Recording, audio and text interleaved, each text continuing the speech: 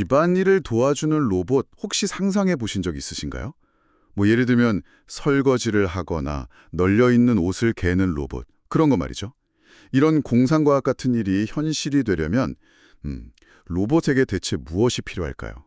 오늘 저희가 함께 분석해 볼 자료가 바로 그 질문에 대한 아주 흥미로운 실마리를 던져줍니다. 맥쿼리 대학교 연구진이 발표한 최신 논문인데요. 여러 인공지능 모델들을 로봇팔에 장착해서 마치 로봇 올림픽처럼 어떤 두뇌가 가장 뛰어난지 겨루게 한 그런 실전 테스트 기록입니다.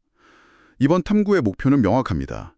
어떤 AI가 금메달감인지, 그리고 더 중요하게는 왜 어떤 로봇은 복잡한 반바지 접기 같은 걸 해내는데 다른 로봇은 스펀지 하나 제대로 못 짚는지, 그 결정적인 차이를 함께 파헤쳐 보는 겁니다. 네, 그쵸.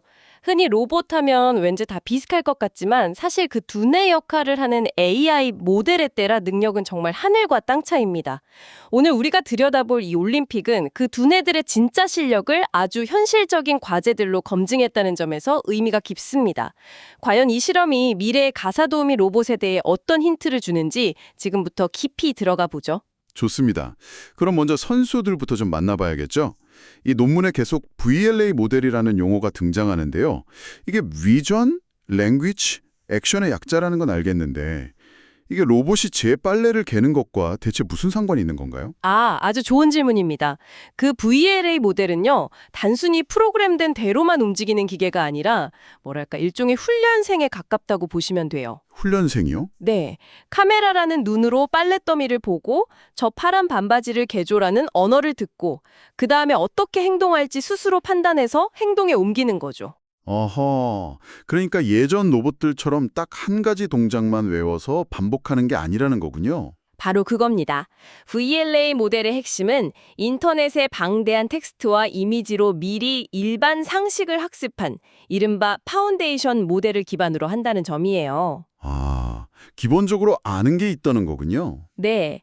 덕분에 반바지가 뭔지, 갠다는 행위가 어떤 건지에 대한 기본 개념을 이미 탑재하고 있는 거죠. 이런 사전 지식 덕분에 처음 보는 옷이나 새로운 명령에도 어느 정도 대처할 수 있는 일반화 능력을 갖게 되는데요. 이게 바로 이전 세대 로봇과의 결정적인 차이입니다. 그렇군요. 이번 올림픽에 출전한 선수들이 총 4명인데 각자 개성이 아주 뚜렷하다고 들었습니다. 비유하자면 서로 다른 스타일의 운동선수 같다고 할까요? 네, 아주 적절한 비유입니다. 먼저 ACT라는 모델은 스페셜리스트라고 할 수 있어요. 한 종목만 파는 장인 같은 선수죠. 장인이요? 네, 언어 능력은 없지만 주어진 특정 과제 하나는 아주 정밀하게 수행하도록 훈련받았습니다. 그리고 나머지 3명, 오픈VLA OST, RDT1P, 그리고 파이제로. 이 선수들은 여러 종목을 두루 잘하는 제너럴리스트, 즉 VLA 모델들이군요. 맞습니다. 근데 이 세 선수도 스타일이 또 다릅니다. 오픈 VLA는 700억 개의 파라미터를 가진 말하자면 두뇌 용량이 엄청난 헤비급 선수고요. 헤비급 선수? 그리고 RDT1P는 이미지 생성 AI에 쓰이는 확산 기술을 활용하는데 덕분에 움직임이 아주 부드럽고 유연한 체조 선수 같죠. 아, 움직임이 부드럽군요. 마지막으로 파이제로는 반응 속도에 특화된 단거리 스프린터입니다. 1초에 50번씩 상황을 판단하고 움직임을 제어할 수 있을 만큼 빠르거든요. 선수들 프로필만 들어도 흥미진진한데요. 그런데 이 선수들의 실력을 가른 결정적인 차이가 훈련 방식에 있었다고요? 네, 바로 그 지점이 이번 대회의 가장 중요한 관전 포인트입니다. 이걸 훈련 캠프에 비유해 볼게요. 사전 학습은 모든 선수가 거친 기초 체력 훈련 같은 거고요. 진짜 차이는 그 후에 종목별 전문 훈련, 즉 미세 조정에서 갈렸습니다. 종목별 전문 훈련이요? 어떻게 달랐나요? 네, 스페셜리스트인 ACT와 스프린터인 파이제로는 각 과제, 예를 들어 접시 닦기면 접시 닦기, 지퍼 열기면 지퍼 열기, 이렇게 하나씩 따로따로 집중 훈련을 했어요. 아, 하나씩. 반면에 헤비급인 오픈 VLA와 체조 선수 RDT-1B는 모든 과제 데이터를 한꺼번에 섞어서 알아서 다 잘해봐! 라는 식으로 한 번에 훈련했죠. 아, 이 훈련 방식의 차이가 실제 경기에서 어떤 나비 효과를 불러왔는지 결과를 보면 아주 명확하게 드러납니다. 알겠습니다. 이렇게 개성 넘치는 선수들이 모였는데 이들의 실력을 겨룰 경기장은 어땠나요? 단순한 컴퓨터 게임 같은 건 아니었을 것 같은데요. 물론입니다. 엘로하 모바일이라는 실제 로봇 플랫폼을 사용했습니다. 아, 그 사람처럼 양팔이 달린 로봇이요? 네, 맞습니다. 그걸 현실 공간에 그대로 가져다 놓고 테스트한 겁니다. 그러니까 예측 불가능한 조명 변화, 미세한 통신 지연, 현실의 물리 법칙 같은 그런 변수들이 모두 포함된 진짜 실전 무대였던 거죠. 그럼 이제 이 실전 무대에서 치러진 경기 종목들을 살펴보죠. 우리 일상과 아주 밀접한 과제들이었다고요? 네, 총 4가지 종목이 있었습니다. 첫 번째는 접시 닦기입니다. 한 팔로 종이 접시를 찌그러뜨리지 않고 잘 잡고 다른 팔로 스펀지를 들어 닦아야 합니다. 양팔의 협응력과 힘 조절 능력을 보는 거죠. 두 번째 종목은 냄비에 스펀지 넣기군요.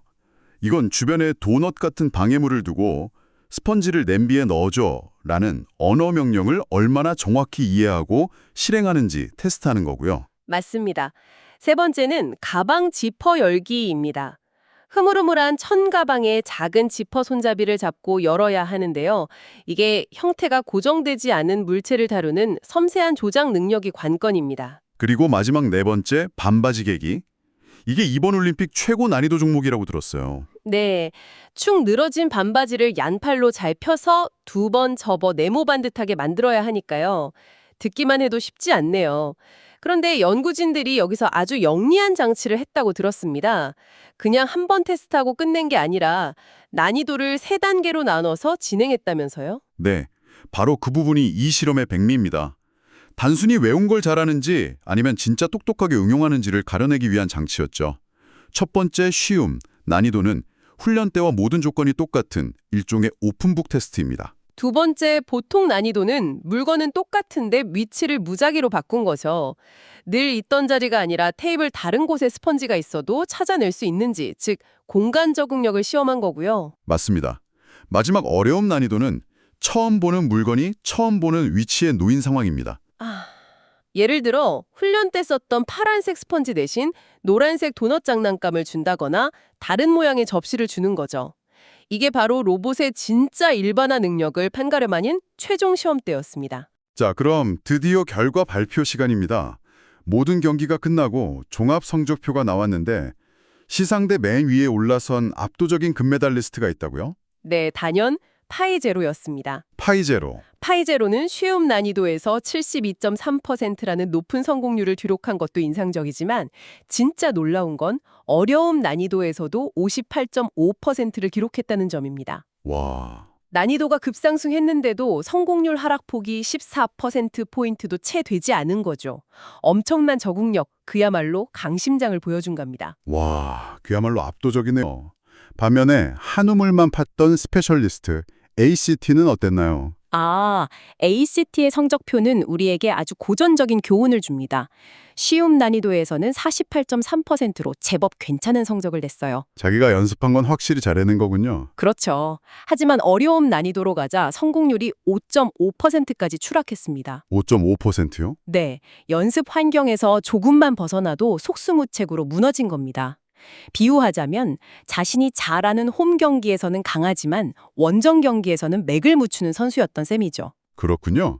그럼 기대를 모았던 다른 제너럴리스트들, 그 헤비급 오픈 VLA와 체조 선수 RDT-1B의 성적은 어땠습니까? 이건 정말 의외던데요. 충격적이었죠. 이 두 모델은 모든 난이도에서 13% 미만의 정말 처참한 성공률을 기록했습니다. 가장 쉬운 조건에서조차요. 네, 힘을 쓰지 못했어요.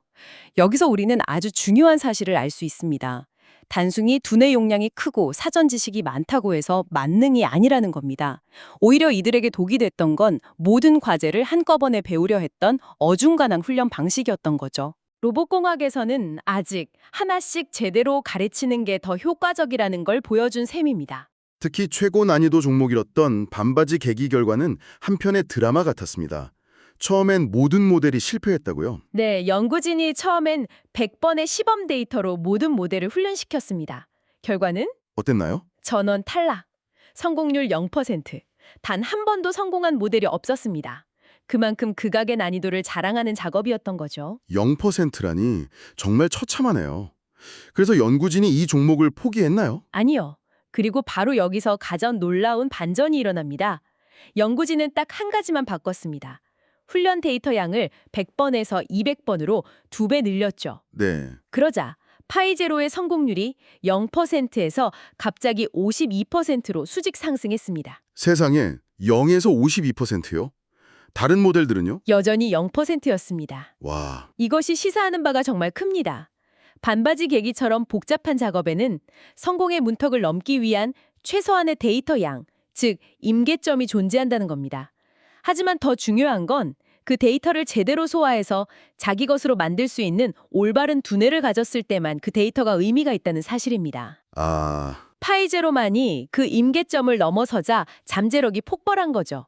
마치 스위치가 탁 하고 켜진 것처럼요. 정말 흥미롭네요. 단순히 성공률만 보는 걸 넘어서 이 선수들이 경기 중에 왜 실수를 했는지, 뭐랄까 경기 영상을 돌려보며 분석해보면 더 깊은 통찰을 얻을 수 있을 것 같습니다. 정확합니다. 연구진이 바로 그 작업을 했습니다. 실패 원인을 유형별로 분석했는데 놀랍게도 대부분의 실패는 로봇이 명령을 이해하지 못해서가 아니었습니다. 아, 정말요? 그럼 뭐 때문이었죠? 거의 3분의 1을 차지했습니다. 잡기 직전의 오류라 예를 들면 어떤 건가요? 로봇팔이 스펀지를 잡으려고 뻗는데 목표물 바로 1cm 옆에 허공을 잡는 겁니다. 또는 가방 지퍼의 작은 손잡이를 거의 다 잡았는데 마지막 순간에 손목 각도가 살짝 틀어져서 놓치는 식이죠. 로봇은 무엇을 잡아야 하는지는 정확히 알고 있었지만 목표물에 닿기 직전 그 마지막 1cm의 정밀한 제어에 실패한 겁니다. 정말 안타까운 실수들이네요. 그 외에 다른 주요 실패 원인은 없었나요? 네, 물건을 너무 일찍 놓아버리는 실수나 접시 닦기처럼 긴 작업을 하다가 누적된 작은 오차들 때문에 팔이 점점 엉뚱한 곳으로 향하는 문제도 많았습니다. 여기서 중요한 건 스펀지를 냄비에 넣어라는 명령을 도넛을 냄비에 넣어라 라고 잘못 알아듣는 식의 명령 이해 실패는 전체 실패 원인의 10%에 불과했다는 점입니다. 그러니까 로봇은 우리가 시킨 말이 무슨 뜻인지는 거의 다 알아들었는데 그걸 몸으로 실행하는 데서 애를 먹었다는 거군요. 바로 그겁니다. 이 사실을 더 명확하게 보여주는 실험이 또 있어요. 네. 이번엔 실제 로봇이 아닌 컴퓨터 시뮬레이션 환경에서 색깔 블럭을 짚고 쌓는 테스트를 진행했는데요. 여기서도 파이제로는 빨간 블럭을 집어처럼 처음 보는 명령도 60에서 80%의 높은 성공률로 수행했습니다. 오. 색깔을 구별하고 짚는다는 행동을 완벽히 이해한 거죠. 하지만 빨간 블럭 위에 파란 블럭을 쌓아라 라는 한 단계 더 복잡한 명령은 결과가 달랐다고요. 네, 단 한 번도 성공하지 못했습니다. 성공률 0%였어요. 0%요? 네, 이게 바로 핵심을 꿰뚫는 결과입니다. 로봇의 현재 병목 지점은 무엇을 할지를 이해하는 의미론적 능력이 아니라 어떻게 할지를 수행하는 물리적 정밀도에 있다는 걸 다시 한번 확인시켜 준 거죠. 블록을 잡는 것까지는 되는데 그걸 떨어뜨리지 않고 다른 블록 위에 정확하게 올려놓는 정교한 접촉에서 실패하는 겁니다. 오늘 우리는 로봇 두뇌들의 치열한 올림픽 경기를 통해 몇 가지 중요한 사실을 알게 됐습니다. 첫째, 같은 VLA 모델이라도 그 안에서 성능 차이는 극심하며 현재 챔피언은 단연 파이제로라는 것. 네, 그리고 둘째, 한 우물만 파는 스페셜리스트와 다재다능한 제너럴리스트 사이의 트레이드오프는 여전히 유효하며 현재로서는 각 과제에 맞춰 개별 훈련을 하는 방식이 더 효과적이라는 점도 확연했습니다. 그리고 가장 중요한 셋째, 우리 집 로봇이 아직 설거지를 못하는 이유는 설거지해라는 말을 못 알아들어서가 아니라 스펀지를 잡으려는 마지막 1cm, 접시 위에 올려놓는 그 미세한 움직임을 제어하지 못하는 물리적인 한계 때문이라는 것이었죠. 그렇죠. 그래서 이 논문은 미래 로봇 기술이 단순히 더 크고 방대한 AI 모델을 만드는 방향으로만 가서는 안 된다는 아주 의미 있는 제언을 합니다. 더 큰 두뇌가 만능 해결책이 아닐 수 있다는 거군요. 네, 그래서 대안으로 뉴로 심벌릭 접근법을 제안합니다. 뉴로 심볼릭이요? 네, 직관적으로 보고 이해하는 신경망의 능력과 규칙 기반으로 한 번 더 확연하고 검증하는 상징적 추론의 능력을 결합하는 겁니다. 신경망이 저기 스펀지가 있네? 잡아야겠다라고 생각하면 상징적 추론 시스템이 브레이크를 걸고 잠깐, 내 손이 스펀지 바로 위에 있는가? 잡기에 충분히 가까운가? 하고 한 번 더 체크리스트를 확인해주는 방식이죠. 마지막으로 이런 생각을 해보면 어떨까요? 로봇이 컵을 잡기 전에 스스로에게 질문을 던지는 겁니다. 내 손가락이 컵 손잡이와 정렬되었나? 이 속도로 움직이면 컵을 쓰러뜨리지 않을까? 모든 조건이 오케이. 이렇게 스스로를 점검하는 약간의 상식적인 논리를 추가하는 것. 어쩌면 이것이야말로 우리가 집에서 안심하고 로봇에게 일을 맡길 수 있게 만드는 진정한 차세대 로봇 기술의 시작이 아닐까요?